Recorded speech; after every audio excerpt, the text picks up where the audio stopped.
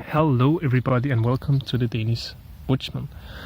I know it's been a while since the last video, but I have been dealing with some private stuff, but now I'm back and ready to make more videos.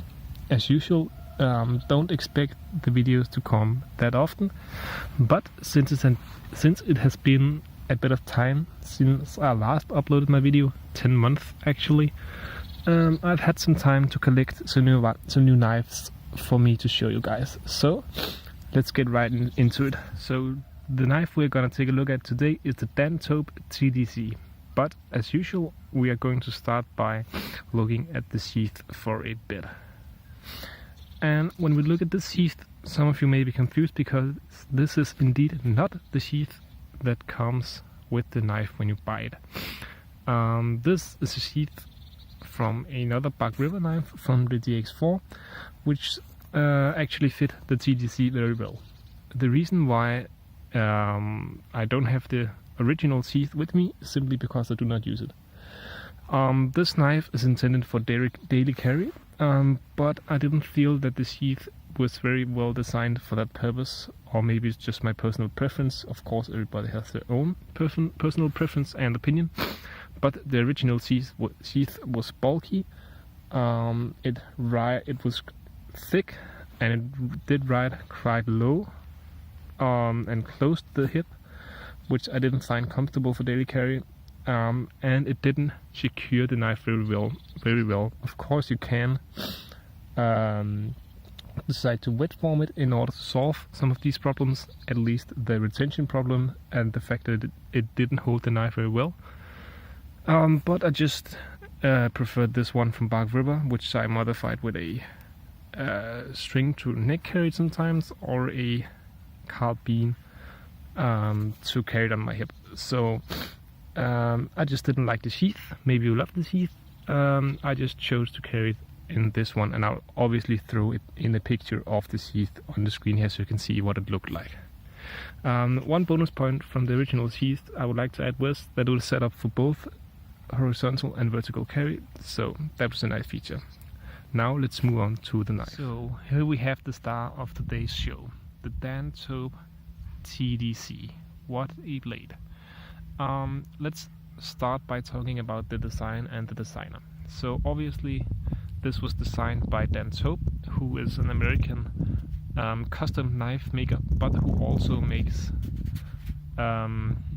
some semi-custom runs like this. He has done this model, the TDC, and one that's called the Bulldog, which is also the smaller daily carry one, and latest he have been done the Hellcat. But as I said, he's a semi-custom knife maker out of the USA, and he designed this knife to be an EDC knife, which means everyday carry, so it was supposed to be carried every single day. And this was his incarnation of the perfect EDC knife.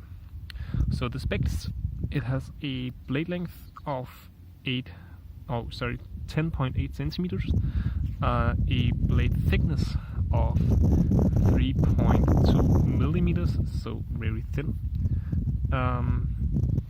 It has a weight of 128 grams, which is probably the standard weight I pulled from the website, which means it's probably one with my card or something. This one may be a tack lighter due to the handle material which it's made from,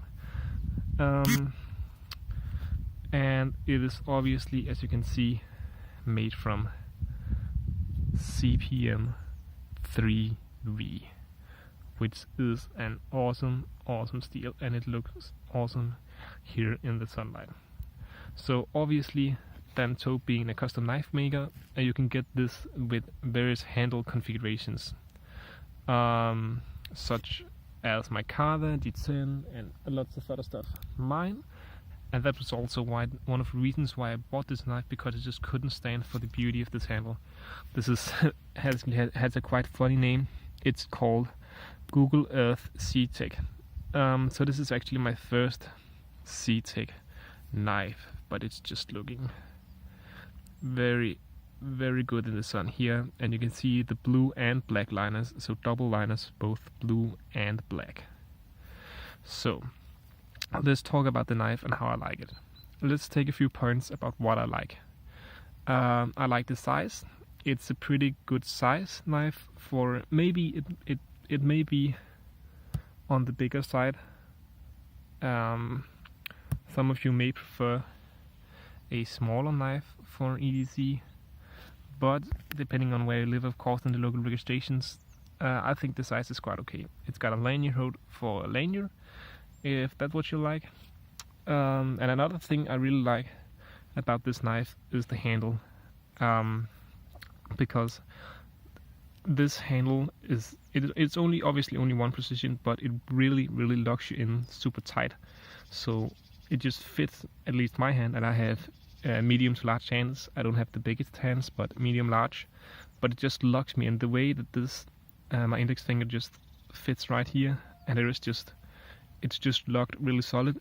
And normally I don't like this grip on a knife. I would like to prefer to put my thumb up here, but also in this grip on this knife, it's just phenomenal. You're locked in super tight. So I really like the handle and the size of the blade.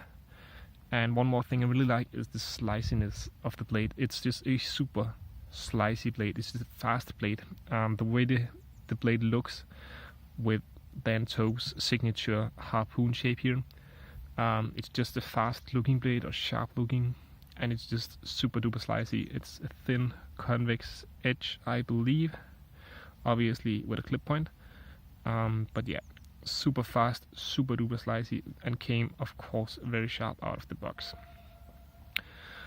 So let's talk about some of the things that I do not like, and I only have 2 points to make here, I guess. One, the fit and finish overall on the knife is of course excellent, Bark River quality, and yeah, all that on par, or even at least as good as Bark River. But mine, when it came, actually had a minor damage to the handle. You can see right there, it's broken off, and that came like that from the factory. Of course, no deal breaker, it happens, it's a custom knife. I know, even though it sucks, of course, but at one side I can see it has no functional disability. It doesn't hurt the knife's what you call performance in any way. But where I live, you pay a substantial amount of money for a knife like this, so it's kind of a bummer that it didn't came perfect out of the box, but it's fine. It doesn't bother me that much. One other thing that is kind of a small deal breaker for me is actually going to be the jimping. This was my first knife with jimping, and jimping being these small cuts in the blade here on the top. These are very aggressive, and by aggressive I mean very deep. So when you put your thumb here, it actually bites quite a bit into your thumb, and actually to the point where I think for extended use it would be uncomfortable. Of course, you can argue that it's for securing the grip so you don't slide up here, and of course, when it being an EDC knife, how much extended use would you have? You're not gonna sit around and do bushcraft for 3 hours with this. But I just feel like compared to some other knives, I have recently acquired another knife with jimping, and compared to that, I feel that this one is more aggressive. I will throw a picture on the screen here so you can see the comparison between the Tope TDC and some Bark River jimping. But yeah, that was a quick overview of the Tope TDC. Overall, it's a great knife and really appreciated knife in the knife community in general, especially amongst Tope fans, obviously, but also a very looked after knife in other groups. The fit and finish, as I said, is excellent, top quality. The materials, CPM 3D steel and a beautiful C-Take handle with carbon fiber notches, or carbon fiber pins, which being these, is of course superb quality overall. My situation and the things I do with my daily carry has just changed, which is also one of the reasons why I have been taking a break from doing videos. So I don't carry this that often more because I just have some other needs. but it's definitely a knife I will keep in my collection due to just how awesome it is, and I cannot, especially in the sun, I cannot get enough of this beautiful handle. So overall, a great knife if you're looking for a medium big sized EDC knife with a super slicey feel. So yeah, that's just probably why I will buy this knife. Super cool. It's Tope here, obviously, the maker. And that was probably all I had to say.